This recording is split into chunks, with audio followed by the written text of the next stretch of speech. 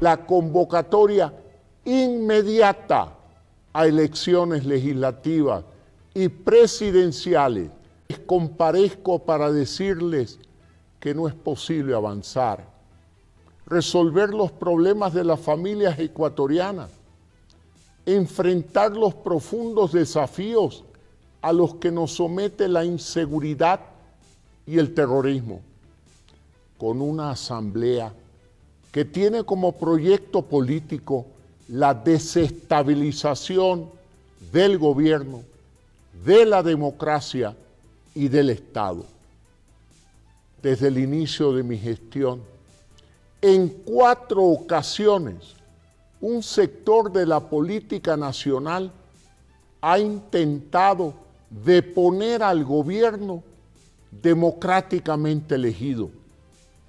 En junio del 2022, cuando recién el país empezaba a salir del encierro que provocó la pandemia por el COVID-19, sectores violentos paralizaron el Ecuador durante 18 días. Esta paralización fue el pretexto para que la oposición en la Asamblea Nacional intentara la destitución del presidente de la República bajo el argumento de conmoción interna y una grave herida a la institucionalidad. Como no les alcanzaron los votos para destituirme, procuraron que el Consejo Nacional Electoral les entregara los formularios para recoger firmas, porque al entender de estos sectores políticos, yo no había cumplido con mi plan de gobierno con el que gané las elecciones presidenciales. Resulta inaceptable que se pretenda que un gobierno cumpla con su agenda de desarrollo planificada para 4 años en apenas 12 meses.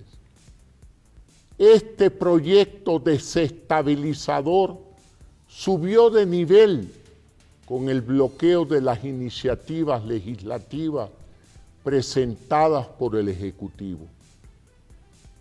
Las propuestas para impulsar el desarrollo de oportunidades, para atraer inversión internacional y para garantizar la educación superior de miles de jóvenes ecuatorianos están archivadas.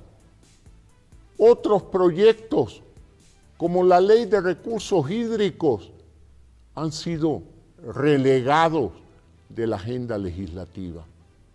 En cambio, propuestas que dieron trámite, como la Ley de Uso Progresivo de la Fuerza, tienen absurdos, como la norma que obliga al policía a esperar que le disparen primero en lugar de repeler de forma inmediata una amenaza que pudiera salvar la vida de un ciudadano o la suya propia. Todos los esfuerzos del Poder Legislativo están enfocados en desestabilizar al gobierno con un juicio político infundado. Ahora mismo promueven un supuesto delito de peculado por omisión que no existe en nuestra legislación, con el que quieren asegurar que soy responsable político por no haber actuado frente a un presunto caso de corrupción en la empresa petrolera Flopec. Se trata de un contrato del 2018, 3 años antes de que yo asumiera la presidencia. Un proceso sin pruebas, contradictorio, confuso, ilegal e ilegítimo es el mecanismo para destituir al presidente. Han cambiado de acusación varias veces. Han violentado el dictamen de la Corte Constitucional. Han violentado la ley orgánica de la función legislativa. Lo que sea para alcanzar su objetivo. no se trata de la verdad o de luchar contra la supuesta corrupción o de defender los intereses del pueblo. De lo que se trata es de tomarse la presidencia de la República en su camino por usurpar todos los poderes del Estado. En eso son expertos. El control total que ya lo vivimos, viene acompañado de autoritarismo, persecución y corrupción. Los acusadores se han obsesionado por acabar con mi gobierno, impulsados por un sobrehumano rencor. Sin embargo, han sido incapaces de encontrar prueba alguna en mi contra, porque no hay nada que encontrar, absolutamente nada. Yo admito errores en mi gestión, pero soy un demócrata y he procurado que las soluciones sean siempre constitucionales y legales. Me he esforzado para que el diálogo político sea la herramienta que garantice gobernabilidad y estabilidad, que permitan a cada poder del Estado cumplir con sus atribuciones y responsabilidades. Pero el ataque a la gestión de este gobierno no tiene límites. Los ministros del Interior, Defensa, Salud, Inclusión Social, entre otros, han recibido más de 1.300 pedidos de información y han sido llamados a comparecer en más de 300 ocasiones en 2 años de gobierno. Hay ministros que han tenido en un solo día hasta 5 comparecencias. Han activado 14 juicios políticos para generar inestabilidad en el gabinete y entorpecer el trabajo del gobierno. Es inaceptable que gran parte del tiempo de los ministros y sus equipos esté dedicado a resistir el acoso político de la Asamblea Nacional, en lugar de gestionar la solución de los problemas de las familias ecuatorianas. Esto no es fiscalización, es una constante obstrucción que ha generado una grave crisis política y conmoción interna que se refleja en la casi nula confianza de la sociedad ecuatoriana en la Asamblea Nacional.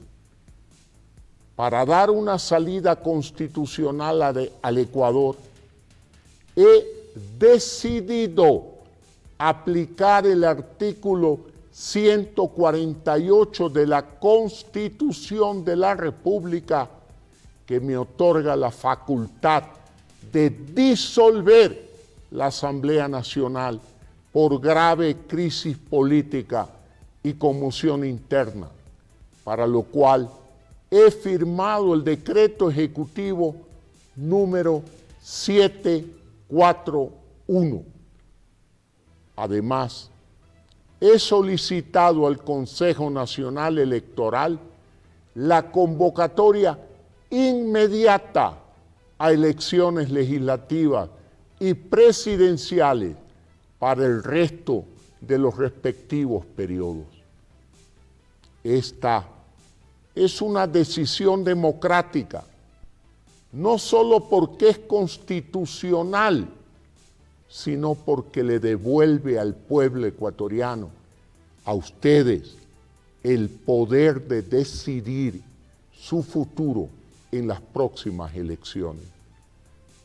Esta es la mejor decisión posible, que nos abre el camino a recuperar la esperanza, la tranquilidad y permitirá al gobierno centrar todos sus esfuerzos en atender las necesidades de las familias ecuatorianas. A partir de hoy, sin bloqueos, el gobierno nacional expedirá una serie de decretos ley que cumplirán con el mandato soberanamente expresado por ustedes. He firmado el primer decreto ley de urgencia económica para reducir impuestos, fortalecer la economía de 460,000 familias ecuatorianas y que significará que cerca de 200 millones de dólares regresen a sus hogares. Este decreto ley será remitido a la Corte Constitucional para su dictamen. El Ecuador no se detiene. Los servicios públicos atenderán con normalidad. Las Fuerzas Armadas y la Policía Nacional continúan garantizando seguridad con su labor diaria de enfrentar a la delincuencia y al terrorismo. El sector privado tiene todas las garantías para desarrollar sus actividades y seguir contribuyendo al crecimiento y desarrollo del país. Este es un nuevo momento para el optimismo. Construyamos juntos un futuro mejor para el Ecuador. Por último, invocando una vez más las palabras del presidente Jaime Roldós, termino este mensaje.